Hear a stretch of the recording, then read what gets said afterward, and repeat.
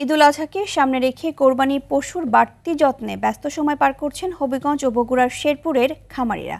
ভারতীয় গরু আমদানি ঠেকানো গেলে লাভের আশা করছেন তারা। শ্রমিক মজুরি ও গোখাদ্যের অতিরিক্ত দাম নিয়ে দুশ্চিন্তার কথা বলছেন অনেকে। এদিকে অধিক লাভের আশায় অবৈধ উপায়ে পশু মোটাতাজাকরণ বন্ধে নজরদারি বাড়িয়েছে প্রাণী সম্পদ বিভাগ। প্রতিনিধিদের পাঠানো তথ্যচিত্রে আরও জানাচ্ছেন সাকিব আল হাসান।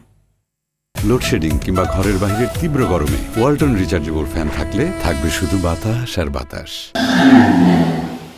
কোরবানিকে সামনে রেখে বিভিন্ন আকারের ৩ শতাধিক দেশি বিদেশি গরু প্রস্তুত করছেন হবিগঞ্জের মাধবপুর উপজেলার আংদিউডার pure and organic dairy farm. পরিচর্যায় কাজ করছেন প্রায় ২৫ জন শ্রমিক।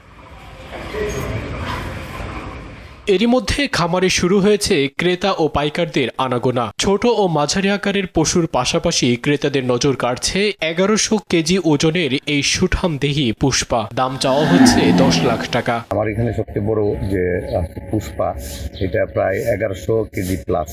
শাহিওয়াল আমার ঘরের গরু, আর আছে আপনার বেহুলা, এটাও প্রায় ধরেন ৬০০ ৬৫০। এদিকে সকাল বিকেল ঘাস, ভুট্টা, খৈল ও ভুট্টার সাইলেজ ব্যবহার করে প্রাকৃতিক উপায়ে গরু মোটাতাজা করছেন বগুড়ার শেরপুরের খামারিরা। কোরবানি উপলক্ষে বাইরে থেকে গরু আমদানি বন্ধ করা গেলে লাভের আশা খামারিদের। একই সাথে গোখাদ্যের অতিরিক্ত দাম নিয়ে দুশ্চিন্তার কথাও বলছেন তারা। গরুর পেছনে প্রায় ৫ থেকে ৬ জন লোক শ্রম দেয়। এখন বর্তমান বাজারে যে খাবারের দাম, এতে আমাদের গরু কিনা বিক্রি করা খুব কঠিন হয়ে গেছে। শ্রমিকেরও দাম বেশি, খাবার দাবারের সবকিছুর দামই বেশি। সে তুলনায় দাম যদি একটু ভালো থাকে তাহলে একটু লাভ হবে বলে মনে হয়। হাটে পশুর স্বাস্থ্য সুরক্ষায় কাজ করবে ৬টি ভেটেরিনারি টিম। কোরবানির হাটে আমাদের প্রায় 6টা ভেটেরিনারি মেডিকেল টিম, 6টা হাটে 6টা ভেটেরিনারি মেডিকেল টিম রেডি আছে।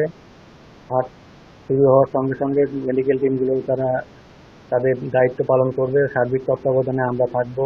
শ্রমিক মজুরি, গোখাদ্যের দাম ও অন্যান্য খরচ মিটিয়ে লাভবান হবেন খামারিরা। সেই সাথে ভোক্তার ক্রয় ক্ষমতার নাগালে থাকবে কোরবানির পশু, এমনটাই চাওয়া সবার। সাকিব আল হাসান, RTV।